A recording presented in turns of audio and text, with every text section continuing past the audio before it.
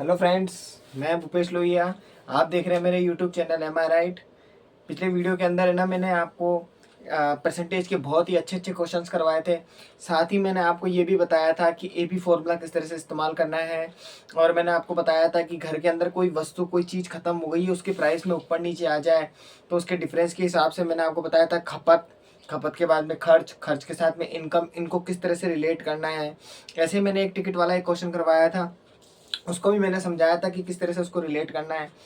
ये टाइप के क्वेश्चन है ना, बहुत ज़्यादा पूछे जाते हैं, जिसमें सिर्फ एक परसेंटेज दे दी जाती है और परसेंटेज के बाद में दूसरे को रिलेट करके बताना होता है।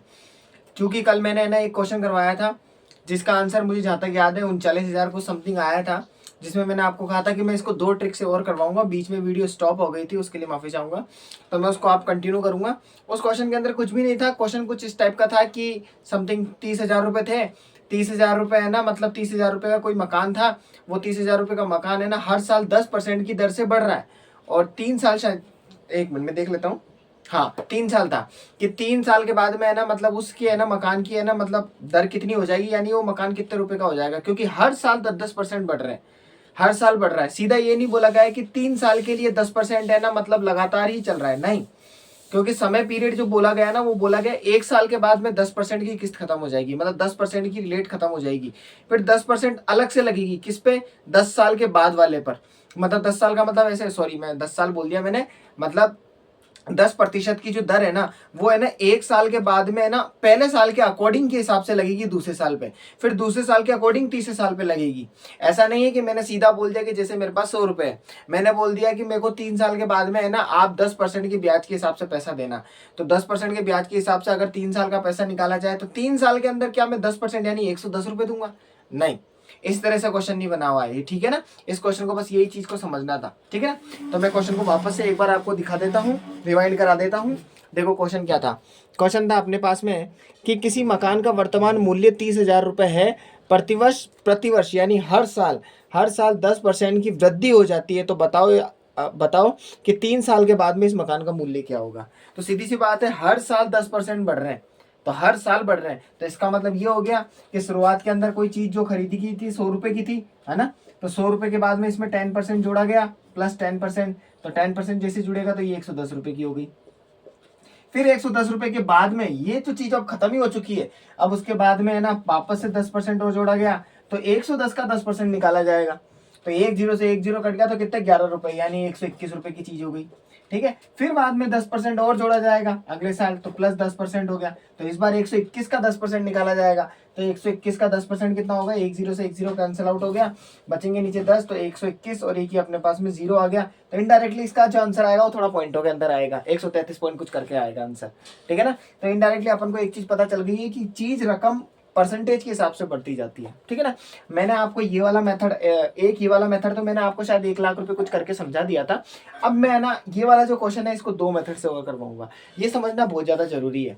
मैं इसको है ना बीच में इग्नोर नहीं कर सकता। इस टाइप के क्वेश्चन को क्यों नहीं कर सकता? क्योंकि परसेंटेज के अंदर सबसे ज्यादा यही टाइप के क्वेश्चन आते हैं, ठीक है। तो मैं आगे इसको कंटिन्यू करता हूँ इस क्वेश्चन को।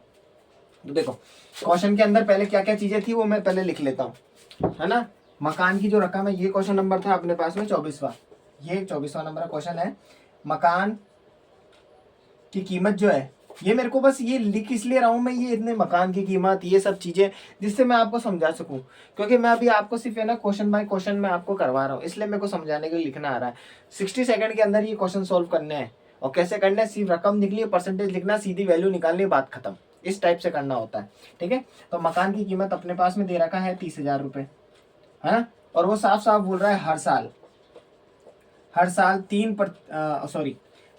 10% बढ़ोतरी हो रही है, बढ़ोतरी हो रही है। तो कुल मिला के वो पूछना चाह रहा है कि 3 साल बाद बताओ आप, 3 साल बाद क्या रकम होगी, क्या रकम होगी किसकी? मकान की। बस ये क्वेश्चन वो पूछना चाह रहा है।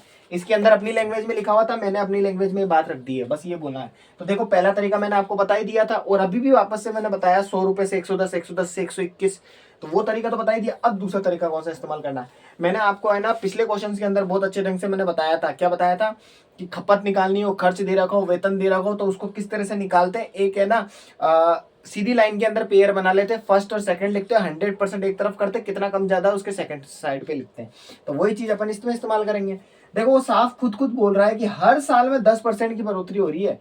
तो पहले साल में 10%, दूसरे साल में 10%, तीसरे साल में 10%, और वो बोल रहा है 3 साल तक लेके जाओ। तो आप 10% को 3 साल तक लेके चले जाओ। कैसे लेके जाओगे? जैसे मेरे पास में लिखो फर्स्ट, यहाँ लिखो सेकंड। पहले साल के अंदर 100%, अपने आप में कोई जो चीज है, अपने आप में जो मकान का मूल्य है वो 100% है। कितना परसेंट बढ़ रहा है? बढ़ोतरी हो रही है। बढ़ोतरी का मतलब 10% बढ़ रहा है। तो 100 में 10 जोड़ेंगे तो 110%। तो अब ये पहले साल के लिए था, फर्स्ट ईयर के लिए। अब ऐसे सेकंड ईयर के लिए होगा, ऐसे थर्ड ईयर के लिए होगा, थर्ड ईयर के लिए होगा। तो बस अगर हर साल 10% ही बढ़ रहा है तो इसमें भी तो 10% बढ़ेगा, इसमें भी तो 10% बढ़ेगा। बस बात खत्म। अब कुछ भी नहीं करना है, इसको सॉल्व कर लेना है। कैसे करना है? मैंने बोला था इधर की चीज को काट रही है तो काट दो। तो मुझे एक चीज दिख रही है, परसेंटेज परसेंटेज परसेंटेज, ये परसेंटेज परसेंटेज परसेंटेज को आपस में काट दिया। फिर 0 0 0 3 बार थे तो 0 0 0 3 बार काट दिया। तो 10 × 100 तो टोटल हो गया 1000। फिर उसके बाद में 11 × 11 × 11, 11 को 11 से गुणा करते हैं तो 121, 121 को 11 से गुणा करते हैं तो 1331 आता है। और मैंने आपको पहले बोला था कि 11 के क्यूब अपन को याद कर लेने, 12 का क्यूब याद करना, 15 तक के क्यूब याद रख लेना है, ठीक है ना। तो 1331 आ गया। अब इन दोनों के बीच का अंतर, तो दोनों के बीच का अंतर आएगा 331। फिर उसके बाद में मेन अपने पास में फर्स्ट क्वाड्रेंट में, मतलब यानी फर्स्ट पार्ट के अंदर क्या आ रहा था, फर्स्ट पार्ट के अंदर की वैल्यू को लेना होता है, यानी 1000 को बटा 1000 नीचे रहता है और गुना उसके बाद में 100%। बस ये वैल्यू को निकालो। अभी अपन सिर्फ परसेंटेज की वैल्यू निकालेंगे यहाँ पे, सिर्फ परसेंटेज, ठीक है ना। तो देखो 2 जीरो से 2 जीरो कट गए, कटने के बाद में 331 के नीचे 10 लगा हुआ है, 10 का मतलब 1 जीरो, तो 1 जीरो के लिए एक संख्या से पहला पॉइंट, तो यानी 33.1%। ये अपने पास में अभी परसेंटेज आया है। तो इनडायरेक्टली वो बोलना चाह रहा है कि आपका जो है ना 10% 3 साल के हिसाब से जो लगेगा ना, वो 10% 10% 10% बन के टोटल 33.1% लगेगा। अब इस 1%, ये जो वैल्यू आई है ना, इसको अब 30,000 से है ना रिलेट कर लेना है। किस तरह से करेंगे? देखो ये 33.1% आ चुका है। अब इसको मैं हटा रहा हूँ, और हटाने के बाद में सिर्फ एक काम करना है आपको। क्या काम करना है? कि 30,000 का अपन को निकालना है 33.1%। परसेंट वर्ड है तो परसेंट का मतलब 0 आ गया। यही करोगे आप। लेकिन मैं आपको एक बोलना चाह रहा हूँ कि आप तो बढ़ोतरी कर रहे हो ना, तो बढ़ोतरी करने के बाद में मकान की रेट बढ़नी है ना, तो यानी ये 30,000 तो अपने आप में 100% है ना, और 100% होने के बाद में 33.1% तो जुड़ेगा ना इसके अंदर। तो जुड़ने का मतलब ये हो गया कि 133.1% ये आपको लेना होगा। आप चाहो तो 33.1 के हिसाब से भी करके निकाल लो। चलो लगे हाथ में निकाल के दिखाई देता हूँ, क्योंकि ये क्वेश्चन मोस्ट इंपोर्टेंट है ना, तो दोनों तरीके से कराना पड़ेगा, ठीक है ना। पहले मैं इसका निकाल के दिखा देता हूँ। पॉइंट हटाओ, पॉइंट हटाने के बाद में 0 लगा दो, लगा दिया। 3 जीरो से ये 3 जीरो उड़ा दो। फिर उसके बाद में इसको इससे गुणा करना है, तो गुणा करेंगे तो ये 0 तो एक्स्ट्रा बच ही गया। 3 को इससे गुणा कर दो, 3 एकम 3, 3 त्रिका 9, 3 त्रिका 9, ये आ गया 9,930 रुपये आ गया। अब मैंने आपको बोला 9,930 रुपये आया। अब इसके अंदर क्या करना है? बस कुछ नहीं, 30,000 रुपये जो है ना, उस 30,000 रुपये का 9,930 रुपये से जोड़ दो। तो लो जोड़ोगे, जीरो का अपने पास में। अब देखो कभी भी जोड़ते हैं तो पीछे की संख्या को पीछे की संख्या से जोड़ना है, बस इकाई को इकाई से, दाएं को दाएं से। तो 0 को जोड़ेंगे तो 0, 0 को 3 से जोड़ोगे तो 3, 9 को 0 से जोड़ोगे तो 9, फिर 9 को 0 से जोड़ोगे तो 9, और 3 का 3 आ गया। तो देख लो 39,930 आ गया। पिछले वीडियो के अंदर आप लास्ट के अंदर देख लेना, इसका आंसर यही आया था, 39,930 आ गया था, ठीक है ना। एक तो ये वाला तरीका हो गया कि आपने क्या करा, 100% की चीज को 33.1% की चीज के साथ में जोड़ा, तो जोड़ने के बाद में देख लो 39,930 आ गया। एक तो ये तरीका है।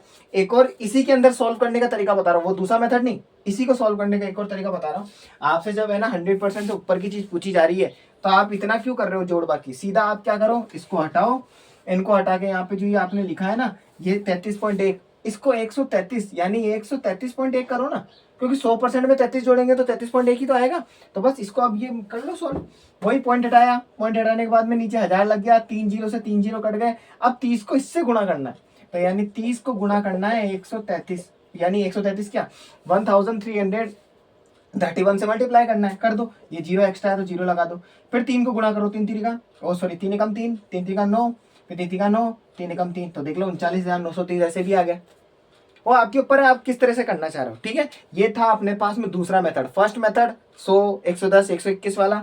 दूसरा मेथड ये वाला, स्टेप बाय स्टेप, मतलब एक सर्कुलर मेथड बना दिया। इसको वैसे इनडायरेक्टली है ना परसेंटेज बेस मेथड बोलते हैं इसको, बहुत सारे नाम हो सकते हैं, अपने अपने हिसाब से देते हैं। और अब दूसरा वाला फॉर्मूला मैं जो बता रहा हूँ, जो मैंने आपको एक क्वेश्चन करवाया था, वो AB वाला, जिस क्वेश्चन के अंदर अपन से मिस्टेक हो गई थी, वो माइनस का साइन लगा दिया था। तो देखो कौन सा, किस तरह से क्वेश्चन यही है, अब बस करना कुछ भी नहीं है। उसने ये बोला कि 30,000 रुपए का मकान है, हर साल में 10% की बढ़ोतरी हो रही है और 3 साल तक जा रहा है। तो 3 साल तक जा रहा है तो आपको करना क्या है, ठीक से सबसे पहले तो ये फॉर्मूला याद कर लो, A+B+AB/100। अब आप बोलोगे यहाँ पे AB क्या है, ये सब चीजें क्या है, तो देखो इसको समझना है। देखो कैसे, आपके पास में परसेंटेज दे रखा 10%, ठीक है, वो भी 3 साल के लिए। तो इसका मतलब ऐसे है 10%, 10%, 10%। वो ये बोलना चाह रहा है 3 साल के हिसाब से, ठीक है ना। तो ये पहला साल, दूसरा साल, तीसरा साल है। आप क्या करो, पहले परसेंट को दूसरे परसेंट से रिलेट करो, मतलब इसको A मानो, इसको B मानो। फिर जो आपका आंसर आ जाएगा ना, AB का जो आंसर आएगा, जो आपका यहाँ पे आंसर आएगा ना, उस आंसर को है ना आप क्या मानोगे A, और इस वाले को आप क्या मानोगे B। बस ये चीज आपको ध्यान रखनी, इन दोनों के बीच का निकालोगे फिर। अब देखो कैसे निकालूंगा मैं, इसको समझा के बताता हूँ। देखो मैं कैसे, A आपने मान लिया 10, B आपने मान लिया 10, और दोनों देख लो प्लस प्लस में है। प्लस प्लस का मतलब हो गया कि आगे बढ़ रहे हैं। तो इसका मतलब 10 + 10 + 10 × 10, क्योंकि दोनों के बीच में कुछ भी नहीं है तो मैंने क्या बताया था, गुणा होता है। तो ये लोगो ब्रैकेट ही लगा देता हूँ, सबसे बेस्ट है। तो यहाँ पे अपने पास में हो गया 10 × 10 और नीचे लगा दिया 100। सॉल्व करो, 10 + 10 20 प्लस 10 × 10 100/100। 100 से 100 कट गया तो कितना बचेगा, 1। तो 20 और 1 कितने होते हैं, 21%। तो 10% का 10% के साथ में रिलेट किया ना, तो कितना आया, 21% आ गया। अब जो मैंने बोला था कि इन दोनों को करने पर जो आंसर आएगा, वो आंसर क्या आया मेरे पास में, 21%। इस 21% का मेरे को क्या करना है, इसके साथ में 10% के साथ में रिलेशन निकालना है। तो इसको अब इस बार A मान लो, इसको B मान लो। फॉर्मूला यही रहेगा, सब कुछ यही रहेगा, बस वैल्यूज चेंज होती जाएगी। तो 21% आ गया ना अपने पास में A, तो यहाँ 21% रखना है, B की जगह पे 10% रखना है। रखे, तो अब मैं इसको सॉल्व करूंगा। तो इसको सॉल्व करूंगा तो यहाँ पे अब मैं क्या रखूंगा, इस जगह पे तो रखूंगा अपने पास में 21, यहाँ रखूंगा 10, प्लस A की जगह पे रखूंगा 21 और यहाँ रखूंगा 10, और नीचे अपने पास में 100 से भाग लगा दूंगा। लगाऊं तो 21 + 10 कितने हो गए, 31, प्लस फिर उसके बाद में 1 0 से 1 0 कट गया। 21 को 1 से गुणा करेंगे तो 21 से कम 21/10 आ गया। आप देखो 1 0 आ रहा है तो एक संख्या से पहले पॉइंट लग जाएगा, लग गया। तो अब मैं आपको बोलूँ 31 रुपए में 2 रुपए, 2.1 रुपए जोड़ो तो कितने रुपए हो जाएंगे, ये अपने पास में 31 और 2 तो यानी 33.1। तो 33.1% आ गया। और मैंने आपको पहले भी है ना, अभी इससे जस्ट पहले वाला जो क्वेश्चन करवाया था ना, उसमें घूम फिर के जब रिलेट किया था तो मैंने आखिरी में जाके 33.1% निकाला था। तो यही वो कंडीशन वापस से आ गई। अब यही कंडीशन आने के बाद में आपको करना क्या है, करने के बाद में बस लास्ट में जाके बस वही 33.1% निकाल लो। कैसे निकालोगे, बढ़ रहा है तो इसका मतलब 100% के अंदर 33.1% बढ़ रहा है, तो इसका मतलब 133.1%। बस बात खत्म। अब बस 30,000 जो है ना, उस 30,000 रुपए का है ना आप 133.1% निकाल लो। जब करोगे तो घुमा फिरा के आपके पास में 39,930 रुपए ही आएगा। बहुत सारे तरीके हैं इस क्वेश्चन को करने के, ये तो 3 तरीका है। एक और तरीका है जो गोपनीय है, जो गोपनीय तरीका है, जिसके अंदर 2 स्टेप के अंदर ही हो जाता है, ठीक है ना। सारे स्टेप धीरे धीरे, लेकिन वो ये मैं है ना आपको है ना ये वाले मेथड है ना ज़्यादा से ज़्यादा मैं इसलिए बताता जा रहा हूँ क्योंकि आपको है ना सॉल्व करने का मेथड पता लग जाए कि कहानी कहाँ क्या बताना चाह रही है, ठीक है ना। तो आगे अपने पास में आते जाएंगे तो अपन करते जाएंगे, ठीक है ना। अब आगे बढ़ते हैं अपन। अब देखो नेक्स्ट क्वेश्चन क्या बोलना चाह रहा है। नेक्स्ट क्वेश्चन क्या है अपने पास में, देखो नेक्स्ट क्वेश्चन अपने पास में, देखो हाँ एक चीज और है। ये देखो ये वाला क्वेश्चन था ना अपना 39,930 आंसर आ गया, ये आ गया। देखो इसको फॉर्मूले के बेस के हिसाब से बना रखा है मैंने, आपको फॉर्मूले की कंडीशन से हटा दिया, दूर कर दिया, ठीक है ना। सबसे बेस्ट तरीका बता दिया। अब अगला क्वेश्चन ले लेते हैं अपन 25वां। देखो 25वां क्वेश्चन क्या बोलना चाह रहा है, ये रहा। देखो 25वां क्वेश्चन कहना चाह रहा है कि हरि का वेतन मोहन के वेतन से 10% कम है। तो सोहन का वेतन मोहन के वेतन से 25% अधिक है। तो यदि मोहन का वेतन 2400 रुपये, तो बताओ हरि का वेतन क्या होगा। अब मुझे पता है ये क्वेश्चन थोड़ा सा माइंड को है ना घुमाने टाइप का है, कुछ घुमाना नहीं है इसमें। सोहन मोहन इनके नाम को पकड़ना है और किसका वेतन कितना है वो अपन को देखना है, बस और कुछ भी नहीं है। देखो कैसे, देखो क्वेश्चन नंबर है 25वां, है ना। भले अपन को क्वेश्चन को पहली बार में पढ़ने में समझ में ना है, क्वेश्चन को 3 बार पढ़ो आराम से, 10 सेकंड दो क्वेश्चन को पढ़ने के, 10 से लेकर 15 सेकंड, कोई दिक्कत नहीं है। उसके बाद में बाकी के 40 मिनट पे अटैक कर दो उस क्वेश्चन के ऊपर। ये काम करना है अपन को, बस ये 40 मिनट को उठाओ और इसके ऊपर अटैक कर दो। ये 10 से 15 सेकंड यानी परसेंटेज लिख दिया मैंने यहाँ पे, 10 से जो 15 मिनट है ना आपको, ओ सॉरी मिनट भी बोल दिया मैंने, सेकंड है, ये सेकंड है। इसको क्वेश्चन को घोर से पढ़ो, उसके बाद में 40 सेकंड के अंदर अटैक कर दो उस पर, ठीक है ना। इस तरह से करना है। तो देखो क्वेश्चन क्या बोलना चाह रहा है। क्वेश्चन है हरि का वेतन सोहन के वेतन से 10% कम है। तो देखो हरि का वेतन सोहन के वेतन से, ठीक है ना। तो अब यहाँ पे क्या बोल रहा है, हरि का वेतन सोहन के वेतन से 10% कम है। तो कम है तो इसका मतलब ये हो गया कि ये अपने आप में 90% हो गया, क्योंकि मैंने 100 से ही माइनस कर लिया और 100 से माइनस किया तो इसका मतलब सोहन का वेतन मैंने 100% मान लिया। यही तो किया मैंने, बस इतना काम किया, पहला काम। फिर उसके बाद में मैंने बोला कि सोहन का वेतन, जो सोहन का वेतन है ना 100% है, उस 100% यानी मोहन के वेतन से 25% अधिक है। ये बोल रहा है आपका जो सोहन का जो वेतन है ना, जो 100% आप मान रहे हो, तो यानी सोहन का जो वेतन है वो अपने पास में मोहन के वेतन से 25% अधिक है, यानी मोहन के वेतन से। तो इसका मतलब ये हो गया कि इनडायरेक्टली है ना, मोहन के, यहाँ पे अपने पास में आ गया मोहन के वेतन से, तो मोहन के वेतन से 25% अधिक है, प्लस 25% है। अब लफड़ा पता है क्या हो गया, मैं यहाँ पे 100% तो ऑलरेडी इसको मान चुका हूँ। अब जब मैं इसको मान चुका हूँ तो मैं इसको मोहन को 100% कैसे मानूं? मैं इसको क्या अपने मन से 150 मान लूं, अपने मन से 200 मान लूं? नहीं मान सकता। मैं 100% के अलावा किसी संख्या को मान ही नहीं सकता हूं अपने मन से। हाँ ये जरूर है, एक को 100% मानूंगा तो दूसरे को उससे रिलेट कर सकता हूं। अब लफड़ा यही तो हो रहा है कि मैं 100% इसको मान रहा हूं तो इसको क्या मानूं? तो आप एक काम करो, जो क्वेश्चन का लास्ट के पॉइंट पे अटैक कर रहा होता है ना, जो मतलब लास्ट में जाके अपने आप को धाराशाही कर लेता है। धाराशाही का मतलब मोहन ने खुद ने बोल दिया मैं सोहन से इतना हूं। अगर मोहन को मैंने अपने मन से मानूंगा ना और सोहन का निकाल लूंगा तो मोहन को मैं यहां भी मान सकता हूं, है ना, सॉरी सोहन को मैं यहां भी मान सकता हूं, क्योंकि देखो सोहन यहाँ पे 2 बार आ रहा है इधर जो, तो यहाँ जो आएगा ना सोहन, वो यहाँ पे रख सकता हूँ और यहाँ रख सकता हूँ, तो यहाँ से इसको निकाल सकता हूँ। तो इनडायरेक्टली क्या करना पड़ेगा, मोहन को अपन 100% मान लेते हैं, ना कि इसको माने। तो इन दोनों को हटाओ, इसको भी हटाओ और यहाँ पे सबसे बेस्ट है इसको 100% मान लो। अब 100% में क्या बोलना चाह रहा था वो वापस से रिपीट कर रहा हूँ। हरि का वेतन सोहन के वेतन 10% कम है। अभी मुझे इसके बारे में नहीं पता, लेकिन इसके बारे में निकाल सकते हैं। सोहन का लिख रखा है, सोहन का वेतन, ये जो सोहन का जो वेतन है वो मोहन के वेतन से 25% अधिक है। तो इसका मतलब मोहन का अगर 100% है तो ये 25% अधिक होगा, तो इसका मतलब ये 125% हो गया। ठीक है ना, हो गया, यहाँ तक कोई दिक्कत नहीं। अब जब सोहन का वेतन 125% अधिक है, यानी 125% है, तो सोहन का वेतन यहाँ पे भी 125 हो जाएगा। हो गया। अब जैसे सोहन का वेतन भी यहाँ पे 125% हो गया, तो वहां से इसके बाद भी ये 10% कम था, ये 10% कम था, तभी तो मैंने 90 लिखा था यहाँ पे।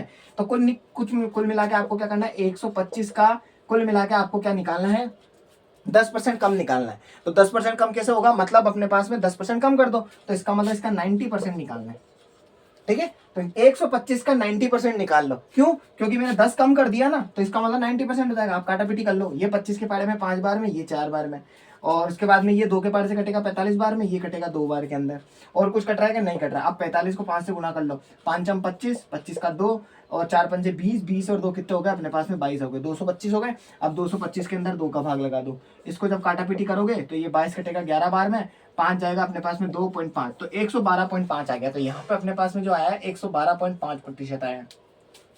भले पॉइंट में दिख रहा है, लेकिन अभी आसानी से सोल्व हो जाएगा ये। ठीक है ना, बस अब कुल मिला के बस वो ये बोलना चाह रहा है कि अब मुझे आप ये बताओ, सबसे पहले हाँ एक चीज और है, लगे हाथ है ना, ये कंडीशन आपके सामने आई है ना, तो मैं आपको ये और बता देता हूँ कि इसको है ना आप कैसे करना था। कभी भी ध्यान रखना, 1 अनुपात से, ये मैंने बताया था बट्टे को अपन अनुपात भी लिख सकते हैं।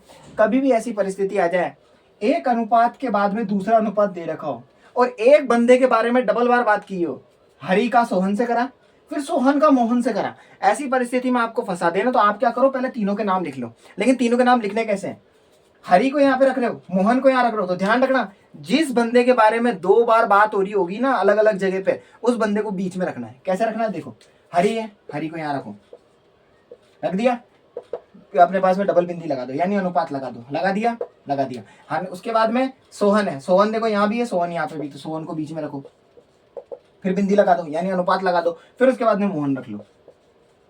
अब इनका अनुपात निकाल लो। अनुपात मतलब कैसे, इसकी हरि की वैल्यू कितनी थी, 112.5%। ठीक है ना, परसेंट आप वैसे ही कट जाने हैं, तो मैं परसेंट को लिख ही नहीं रहा हूँ। फिर उसके बाद में डॉट। सोहन है, सोहन की वैल्यू कितनी है, 125, ये 125 लिखी। लिख दी। और उसके बाद में अपने पास में मोहन की वैल्यू कितनी है, अपने पास में 100% है, तो ये 100% लिख दिया। अब आप मुझे एक बात बताओ, बस मैं एक छोटी सी चीज पूछना चाह रहा हूँ, क्या यहाँ सोहन और सोहन दोनों सेम सेम है 125 125? अगर सेम सेम हो गया ना तो यही अनुपात हो जाएगा। और अनुपात का मतलब ये हो गया जो चीज कट रही है काटो। कैसे काटना है देखो, नीचे की तरफ में पॉइंट है तो इसको हटाएंगे और यहाँ पे लगा देंगे 10। अगर जैसे यहाँ पे नीचे 10 आ जाता है ना, तो 10 आने के बाद में क्या करना होगा आपको, ये 10 को हटाने के लिए कभी भी जानना है ना, किसी संख्या के 10 को नीचे हटाते हैं तो नीचे 10 आ जाता है ना, बाकी सब में 0 ऐड हो जाता है। कैसे होगा, ये यहाँ नीचे 0 आ गया ना तो इधर भी 0 लग जाएगा, इधर भी 0 लग जाएगा। ये आपको बस छोटी सी बात ध्यान रखनी है, ठीक है ना। काटापीटी करते हैं तो काटापीटी के टाइम पे इस तरह से इस कंडीशन को फॉलो करना होता है, बस और कुछ भी नहीं करना होता है। तो अब ये 10 को हटा लो, अब ये इनडायरेक्टली बस यहाँ पे 100 यानी ये 1125 बन गया, ये 1250 बन गया, ये 1000 बन गया। अब काटो अब आराम से, ये मुझे साफ साफ दिख रहे हैं कि तीनों के तीनों 25 के पाड़े में उड़ रहे हैं। देखो कैसे, ये 25 के पाड़े में उड़ाएंगे तो 25 चौक हो गया अपने पास में 100, 25 और 100 के बाद में 12 और 5 बचे 125, तो यानी 5 बार में तो 45 बार उड़ा। फिर उसके बाद अनुपात 1250 को काटते तो 25 के पाड़े में 5 बार और ये 0 बार। फिर उसके बाद में 1000 को काटेंगे तो 4 और ये 0 बार।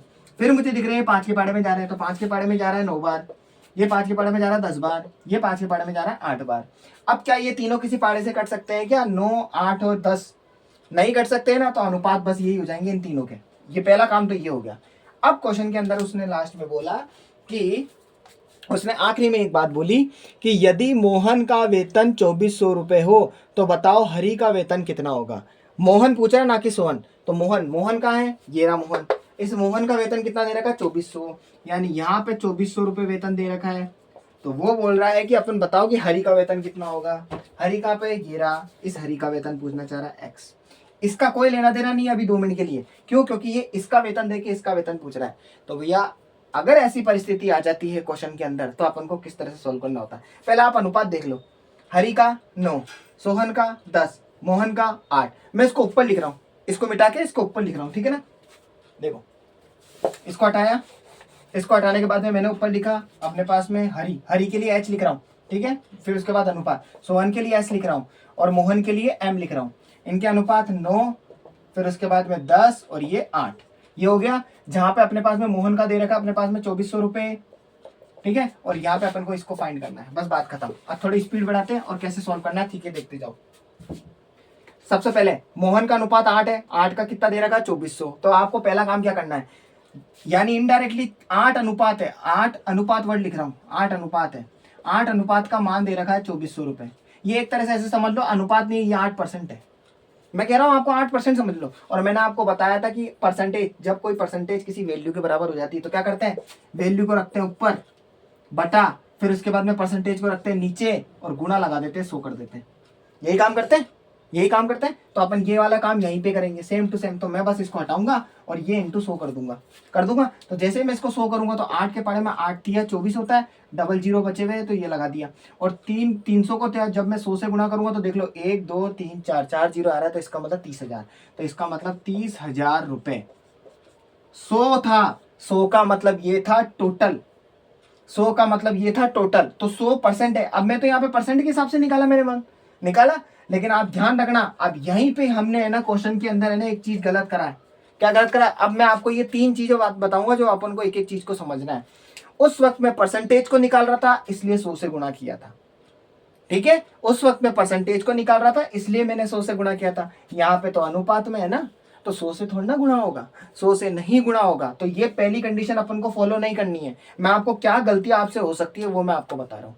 तो अनुपात में जब भी निकालते हैं तो 100 से कभी गुणा नहीं करना, पहली बात तो ये है। तो मैं इसको मिटा रहा हूँ, वापस से मिटाला।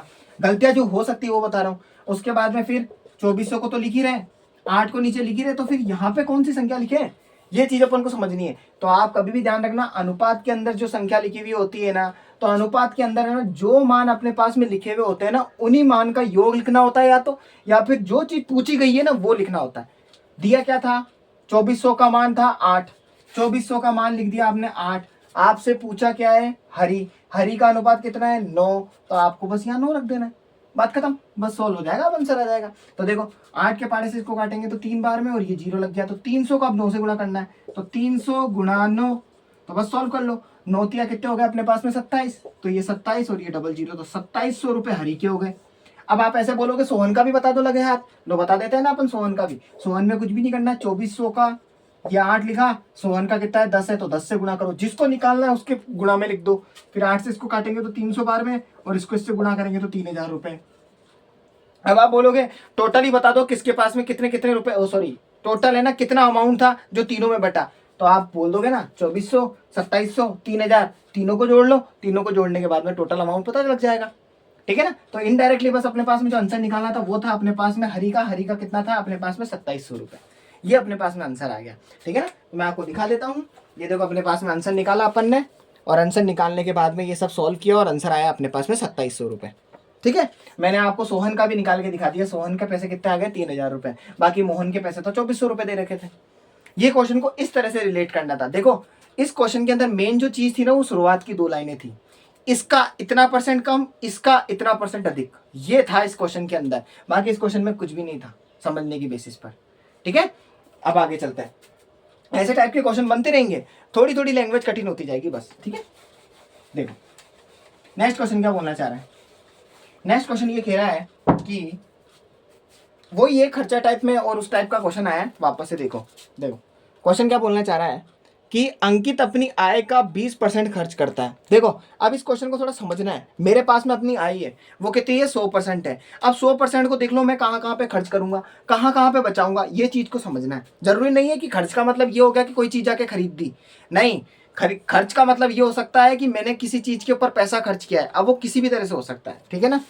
अब देखो अंकित अपनी आय का 20% खर्च करता है, शेष बचा लेता है, 80% बचा लिया। यदि अब उसकी आय में 30% की वृद्धि की जाए तो उसकी बचत में भी 20% की वृद्धि कर दे तो अब उसके खर्च में कितना प्रतिशत की वृद्धि होगी। अब देखो ये क्वेश्चन थोड़ा सा माथा फिरा रहा है कि यार ये बोलना चाह रहा है किसको कितना बढ़ा दिया, किसको कितना कम कर दिया, क्या कर दिया क्या नहीं करा। देखो एक नॉर्मली चीज समझनी है अपन को। मैं आपको जनरली तौर पर पूछूं, मेरी जेब में पैसा है, यानी पहले नंबर पे है क्वेश्चन नंबर 26। ठीक है। मेरी जेब में पैसा है तो पैसे का मतलब क्या हुआ, मेरी वो इनकम है। तो सीधी सी बात है, मेरी जो इनकम है ना वो इनकम 2 चीजों के ऊपर डिपेंड कर रही है। ये मेरी जेब में पैसा टिकने का है ना 2 चीजों के ऊपर डिपेंड कर रहा है। किस किस के ऊपर, एक तो होगा मेरे खर्च के ऊपर और एक मेरी बचत के ऊपर, यानी इनडायरेक्टली इनकम ना हिंदी में लिख देता हूँ वेतन। मेरा जो वेतन होगा ना वो मेरा वेतन इन 2 के ऊपर निर्भर कर रहा है, मेरे खर्च पे मेरी बचत पे। इन दोनों को जब जोड़ूंगा तो मेरा वेतन निकल जाता है, क्योंकि खर्च बढ़ता है तो खर्च बढ़ने का मतलब हो गया मेरी है ना जो पैसे की इनकम है ना वो सोर्स कम होती जा रही है। लेकिन जब तक मेरे पास में जेब में पैसा बचे जा रहा है तो इसका मतलब क्या हुआ कि मेरी बचत आ रही है। ठीक है ना। तो इसी बेस के हिसाब से मैं इस क्वेश्चन को करूंगा। तो मैं इसको इंग्लिश में भी लिख देता हूँ अगर इंग्लिश वाले हैं तो वेतन है, वेतन का मतलब हो गया इनकम, खर्च का मतलब बता ही दिया था एक्सपेंडिचर, और प्लस बचत का मतलब होता है सेविंग। इसी फॉर्मूले का आप इस्तेमाल करना है। ध्यान रखना पिछले फॉर्मूले के अंदर मैं नोट करा देता हूं, पिछले सभी फॉर्मूले के अंदर मल्टीप्लाई के साइन थे, यहाँ पे प्लस का साइन हो रहा है, इसलिए छोटी छोटी बातों को समझना है। ठीक है ना।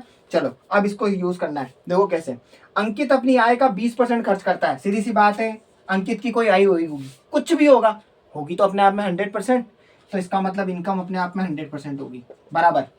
फिर वो बोल रहा है 20% खर्च कर रहा है, 20% खर्च कर रहा है, 20% खर्च कर दिया तो अपन पास में कॉमन सेंस वाली बात है। 20% खर्च कर दिया तो 100 में से 20% खर्च कर दिया तो बचे कितने 80%, 80% की सेविंग कर ली। फिर उसके बाद भी बोल रहा है यदि अब उसकी आय में 30% की वृद्धि की जाए तो यहाँ पे आप देख लो सेकंड स्टेज, ये फर्स्ट स्टेज थी, फर्स्ट स्टेज में। ठीक है। अब क्या हुआ, सेकंड स्टेज डाली मैंने, सेकंड स्टेज में मैंने बोला कि अब उसकी आय में आप 30% बढ़ा दो। तो 30% बढ़ाने का मतलब 100 का 130%, तो 100 से 100 कट गया तो 130 ही तो आएगा, तो इनडायरेक्टली मैं 130 लिख रहा हूं, तो 130% हो गया।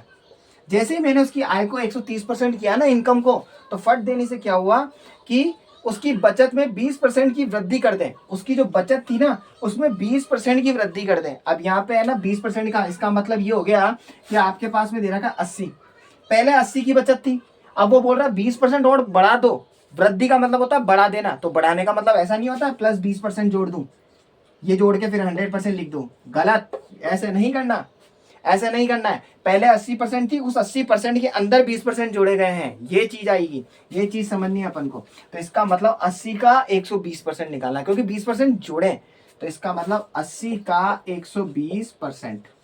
बस 2 जीरो से 2 जीरो काटे, और नीचे एक बच गया तो कोई मतलब ही नहीं है। 8 को 12 से गुणा करोगे, 12 अट्ठे कितने होते हैं, छिन्नवे, यानी 96 हो गया।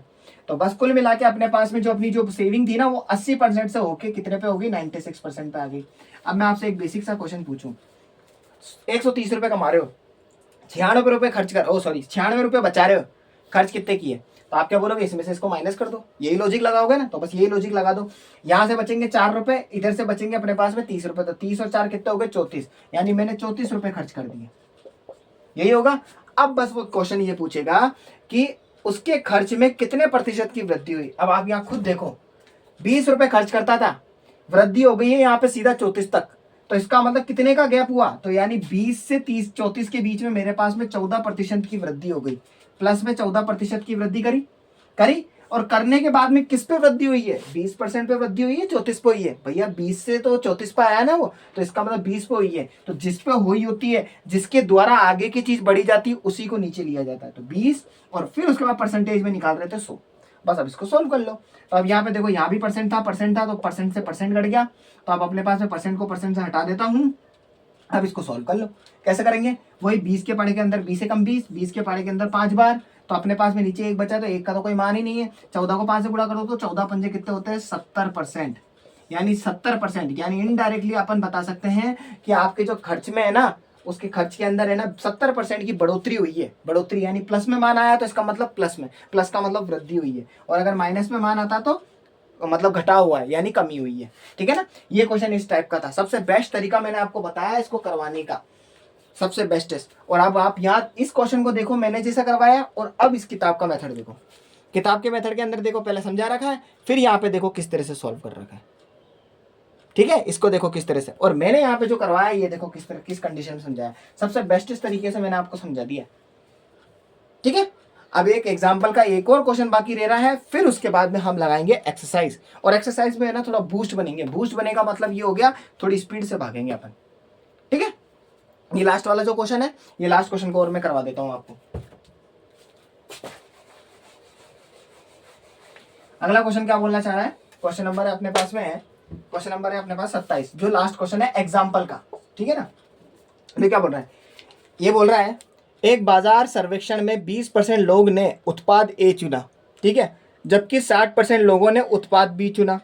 बाकी व्यक्ति निश्चित नहीं थे। यदि जिन्होंने उत्पाद बी चुना और जो अनिश्चित थे में अंतर 720 लोगों का है, तो सर्वेक्षण में कुल कितने लोग होंगे। ये कुछ वैसा ही है जैसे ए ने हिंदी को चुना, बी ने ना अपने पास में इंग्लिश को चुना, ए बी ने ना दोनों को चुना, इस तरीके से टाइप का क्वेश्चन आ गया। और ये मैं सबसे स्टार्टिंग के अंदर मैंने टाइप का क्वेश्चन करवाया था। देखो इस क्वेश्चन को कैसे समझना है।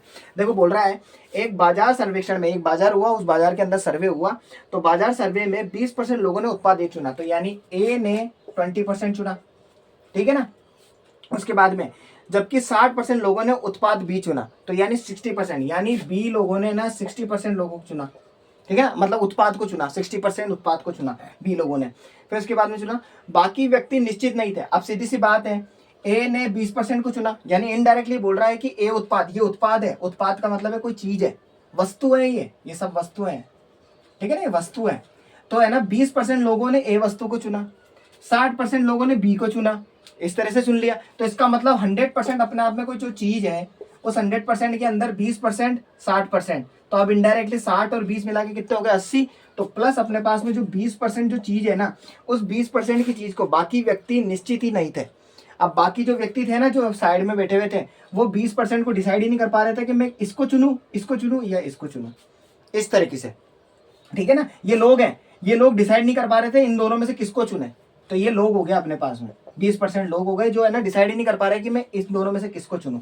ठीक है, फिर उसके बाद में बोलना चाह रहा है यदि जिन्होंने उत्पाद बी चुना है, जिन्होंने उत्पाद बी चुना है और जो अनिश्चित थे, निश्चित नहीं थे, जो अनिश्चित है, यानी जिन्होंने ये है ना बी को चुना है और जो अनिश्चित थे, ये वाले लोग जो थे, में अंतर 720 लोगों का है, यानी इसके बीच में और इसके बीच में कितने लोगों का अंतर है, 720 लोग का। अगर इन दोनों के बीच में 720 लोगों का अंतर हो तो सर्वेक्षण में कुल कितने। मैंने आपको पहले बताया था ऐसे टाइप के क्वेश्चन के अंदर क्या टोटली पूछा जाता है सबसे ज्यादातर। आधा टेढ़े क्वेश्चन दे दिए जाते हैं परसेंटेज को, फिर दोनों के बीच में डिफरेंस पूछ लिया जाता है, डिफरेंस के बाद में सीधा टोटल पूछा जाता है। तो आप सीधी सी बात देखो ना, ये 60% है, ये 20% है, तो इन दोनों का डिफरेंस निकाल लो ना, तो 60% और 20% के बीच में कितना हो गया, 40%।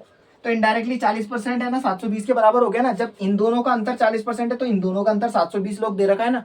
तो बस जैसे ही परसेंटेज पटक देना, तो मैंने बोला था इंटू 100 लगा देना आगे बस, और सॉल्व कर लो।